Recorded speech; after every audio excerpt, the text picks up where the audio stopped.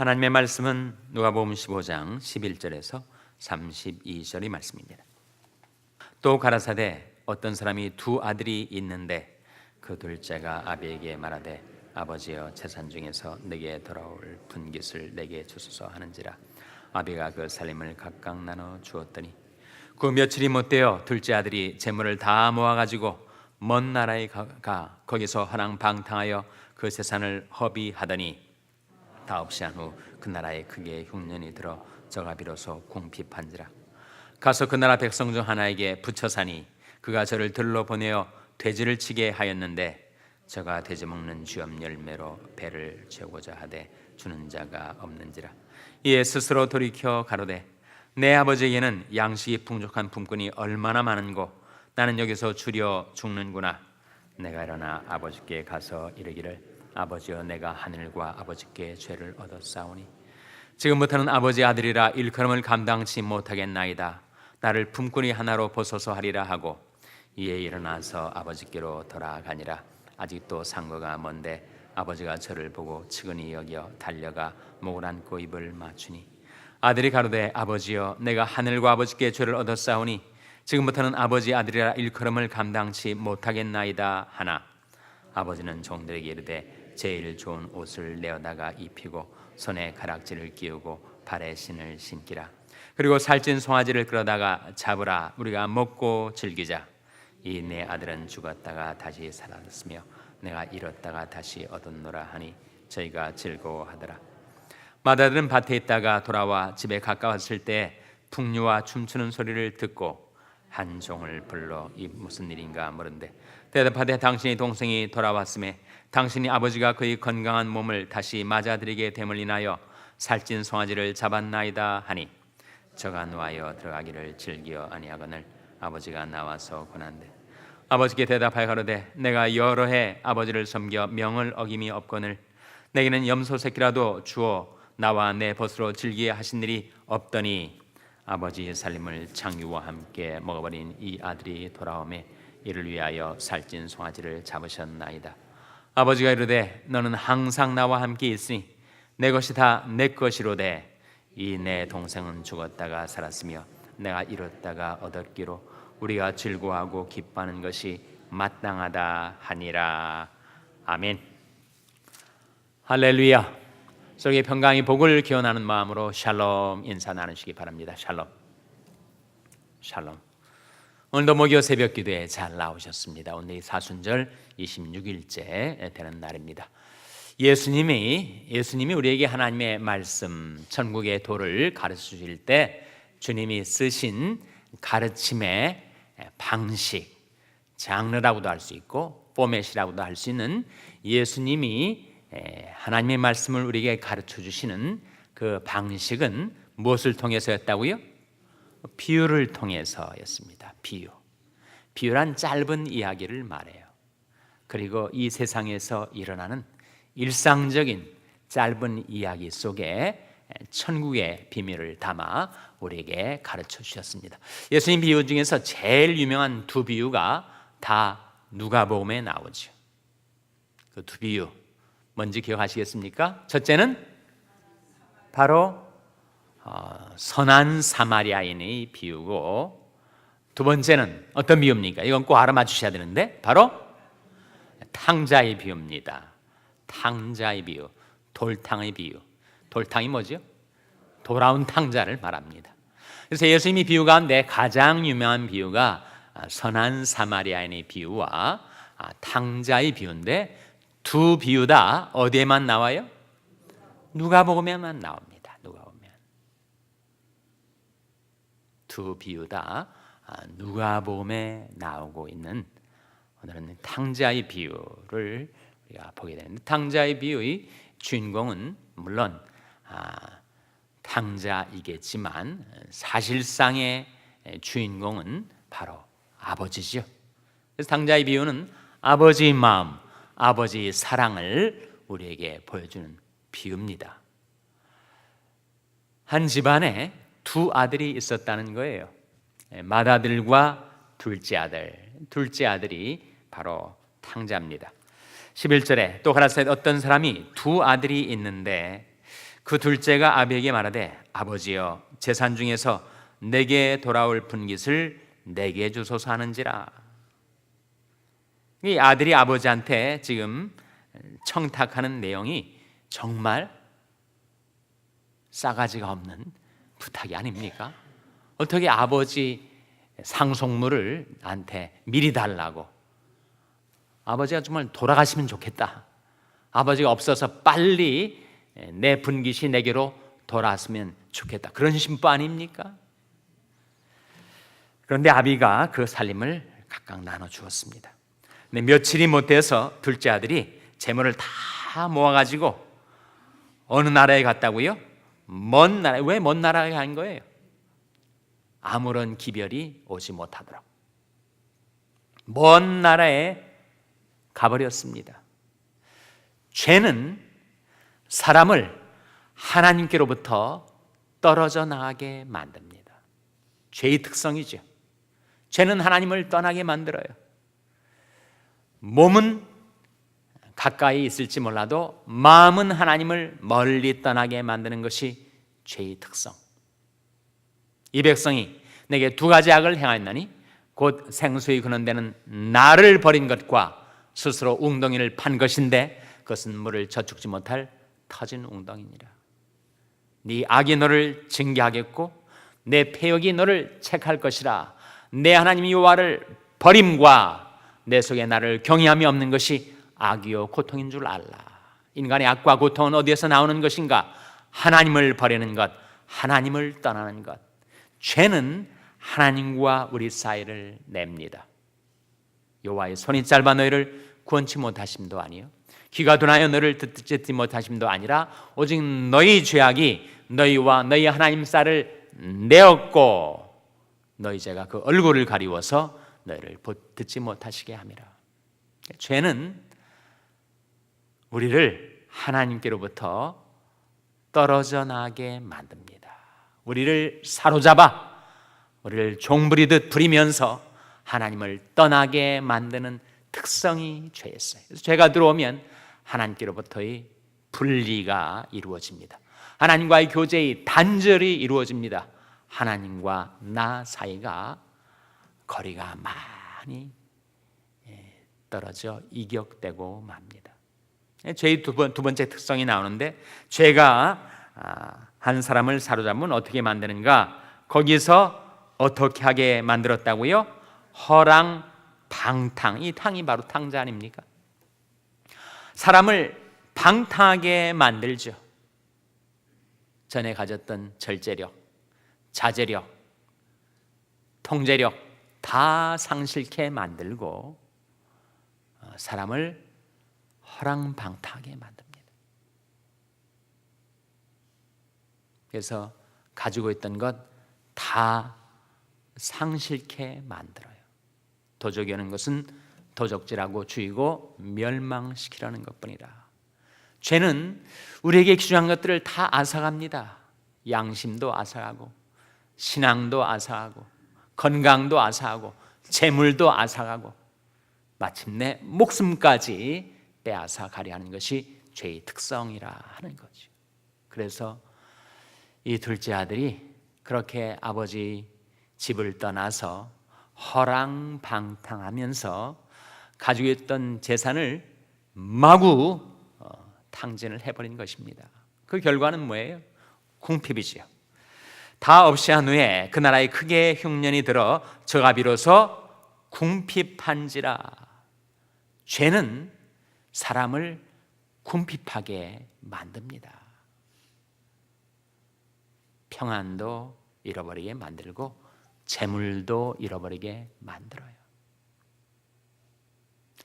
잠언 1장 32절에 waywardness kills the simple 그런 말이 나오는데 방탕은 사람을 죽이는 것이다.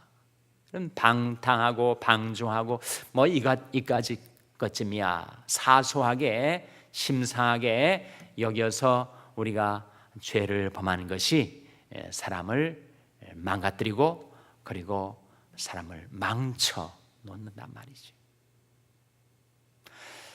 이렇게 죄의 상태에 빠져서 하나님과 소외되고 그리고 온갖 방종과 방탕 속에 살다가 궁핍하게 된 이 아들이 스스로 돌이키는 순간이 다가왔습니다. 언제 돌이켰는가? 아버지 집을 생각할 때 그가 돌이키게 되었습니다. 17절 말씀이죠. 같이 읽겠습니다. 17절 말씀 시작.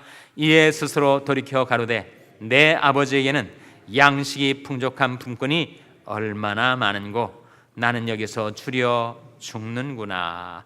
스스로 돌이킨 것, 언제 돌이키게 되었는가? 아버지 집을 생각하는 그 순간 그가 깨닫게 되는 거죠. 그런데 이에 스스로 돌이켜라는 이 표현을 영어 성경은 when he came to himself 그렇게 번역을 합니다. 그가 자신에게로 돌아왔을 때 when he came to himself, 그가 자신에게로 돌아왔을 때 지금까지는 어떻게 살았는가? 제정신 아닌 상태로 살았다는 거죠. 자기를 잃어버리고 살았다는 것입니다. 진화를 잃어버리고 가를 따라 살았다. 그런데 그가 어찌할 수 없는 상황 속에서 그가 자기 자신에게로 돌아왔다. 진정한 자기에게로 돌아왔다. 가 상태에서 살던 그가 진화로 돌아오게 되었다. 그것이 바로 회개의 시작 아닙니까? 그래서 이렇게 생각을 합니다. 내가 일어나 아버지께 가서 이르기를 아버지여 내가 하늘과 아버지께 죄를 얻었사오니 지금부터는 아버지 아들이라 일컬음을 감당치 못하겠나이다. 나를 품꾼이 하나로 보소서 하리라 하고, 여기까지는 이 탕자의 마음에 회개하는 생각을 갖게 되는 거예요. 그리고 실제 회개는 언제 이루어지는가? 바로 20절에 이루어집니다. 20절 말씀 같이 읽겠습니다. 시작. 이에 일어나서 아버지께로 돌아가니라. 아직도 상거가 먼데 아버지가 저를 보고 측은히 여겨 달려가 목을 안고 입을 맞추니. 이에 일어나서 아버지께로 돌아가니라. 정신을 차리고 움직이기 시작한 거죠. 회개란 자기 진정한 자 하나님께로, 영원한 집이 되신 하나님께로 돌이키는 것, 깨닫고 돌이키는 것, 아버지 집을 생각하고 마음 고쳐먹고 또 실제로 발걸음이 아버지 집으로 향하게 되는 것. 내 눈을 돌이켜 허탄한 것을 보지 말게 하시고 오직 주의도에 나를 소성케 하소서. 세상으로 향하던 탕자의 시선이 아버지 집으로 돌이키게 되었을 때 회개가 시작되는 것입니다. 내 마음을 주의 증거로 향하게 하시고 탐욕으로 향치 말게 하소서. 회개란 마음이 돌이키는 것, 그리고 회개는 발걸음이 돌이켜지는 것. 내 발을 주의 증거로 향하게 하시고 탐욕으로 향치 말게 하소서. 내가 주의 뜻 행하기를 즐겨오니 주의 법이 나의 심중에 있나이다 하였나. 그래서 회개란 내가 바라본 나의 눈이 돌이켜져야 하고 내 마음이 돌이켜져야 되고 내 발이 돌이켜져야 합니다. 그렇게 돌아오는 이 둘째 아들을 아버지가 멀리서 보시고 달려가십니다. 아직도 상거가 먼데 아버지가 저를 보고 측은히여 달려가 목을 안고 입을 맞추니. 아들이 자기가 준비한 회개의 생각을 그대로 아버지께 아뢰입니다. 아버지여 내가 하늘과 아버지께 죄를 얻었사오니 지금부터는 아버지 아들이라 일컬음을 감당치 못하겠나이다 하나.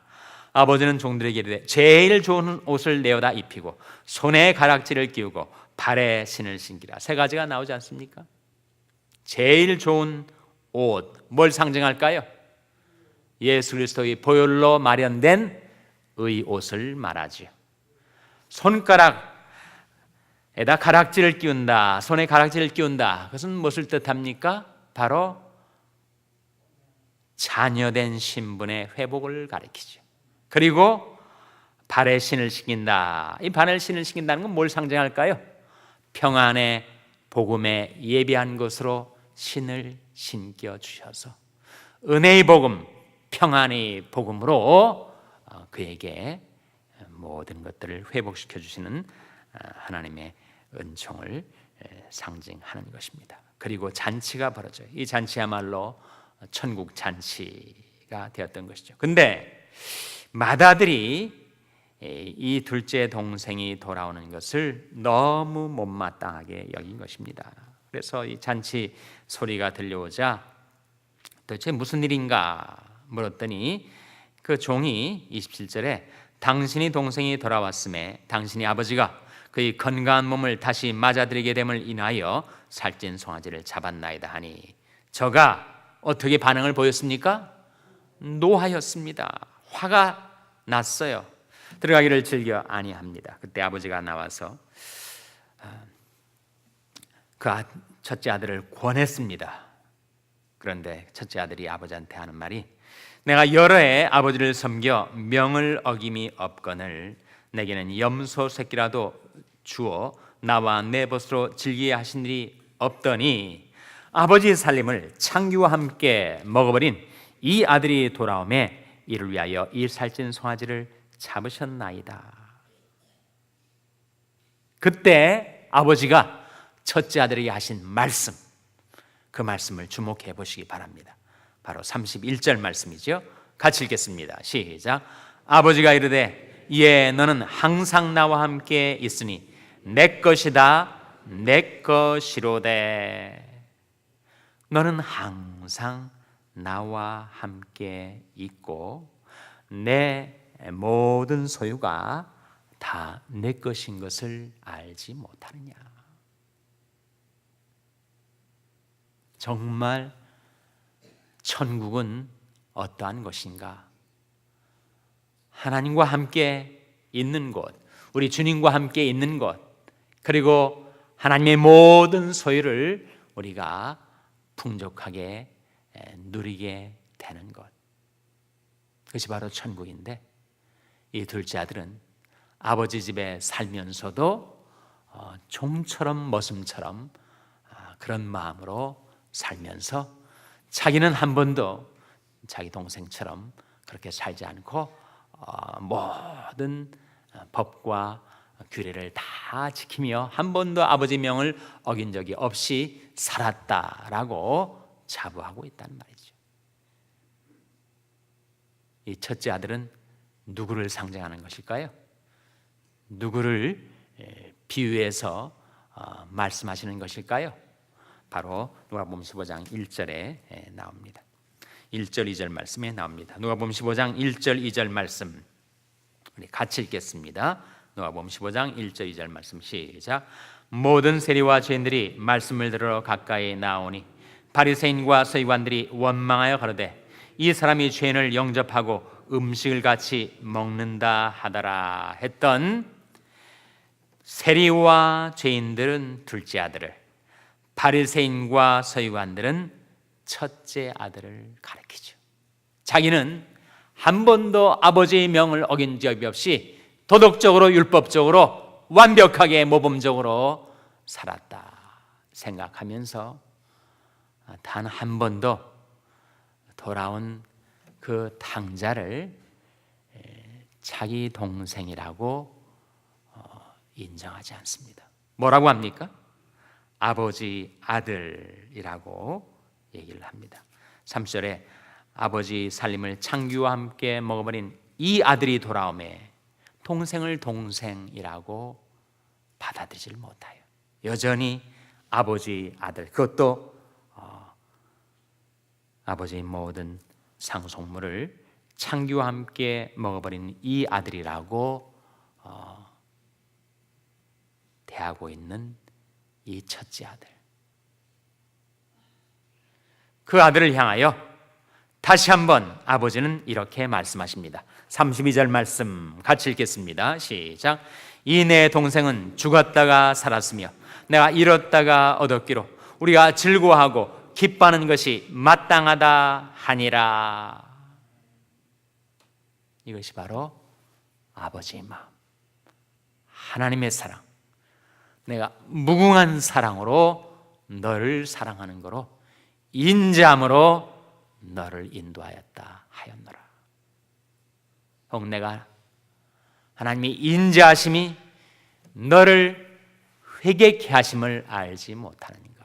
당자가 아버지 집을 생각할 때 회개할 수 있었던 것처럼 우리가 하나님의 사랑, 아버지 하나님의 인자하심을 생각할 때 우리는 하나님께로 돌이킬 수가 있습니다. 기도하시겠습니다. 오늘 말씀 기억하며 하나님, 저희들이 아버지의 사랑으로 돌이키게 하여 주시옵소서. 기도하시기 바랍니다. 우리 자녀들을 위해서 기도할 때 하나님, 저희 자녀들에게 하나님의 사랑을 깨닫게 하여 주시옵소서. 기도하시기 바랍니다. 병상에 연약한 지체들을 위해서 기도하실 때 하나님, 저희 연약한 지체들이 아버지 하나님의 인자하심을 신뢰하고 하나님의 권능의 손길로 만져주시옵소서, 안아주시옵소서 위하여 기도해 주시기 바랍니다. 우리 샬롬교회에서 기도할 때 하나님, 저희 샬롬교회가 아버지의 사랑으로 날마다 돌이키는 교회가 되게 해달라고 기도해 주시기 바랍니다. 여러분의 생업을 위해서 기도하시고 한국 맹인교회 이경철 목사님을 위해서 기도해 주시길 바랍니다. 하나님, 이 아침에 하나님 앞에 나온 저희들을 성령으로 충만케 하여 주시옵소서. 이런 제목들을 우리 합심해서 기도하겠습니다.